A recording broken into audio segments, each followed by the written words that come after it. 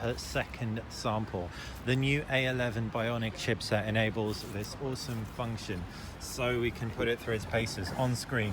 Everything looks super smooth, 60 frames per second realness. Right, let's get nice and close. Tap on the foreground, see the background, get a little bit closer, see the closest focal range you can get. It gets really close. Oh wow, that's super close. So to give you an idea as to just how close that is in terms of distance, it's probably about 4 centimeters from the tree, so one of the closest focal range devices I've seen in a while. Tap on that nubbin on the tree right there and pull out. So it is, just quickly tap on my finger. It is going to be continuous autofocus, so it's not going to have autofocus lock on it.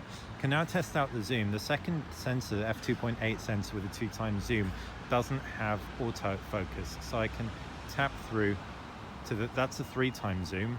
This is a 2x zoom. And it still seems to keep everything still. So I don't know what's happening, if it's engaging the second lens or not. But that is so much better than the iPhone 7 Plus was. This is the iPhone 8 Plus, to clarify.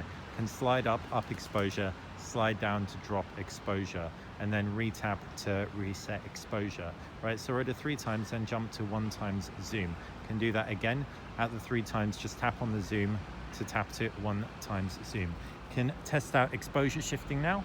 Point it up at the sky, point it down at the ground. Point it up at the sky, point it down at the ground. And can do a smooth pan now. Now the old iPhone was a lot more quiet than most Android phones with regards to volume levels. So please let me know how this sounds. It's really hard to get an old iPhone to peak. I'm walking now, so you can gauge how some heavy footsteps make the image stabilization work super hard.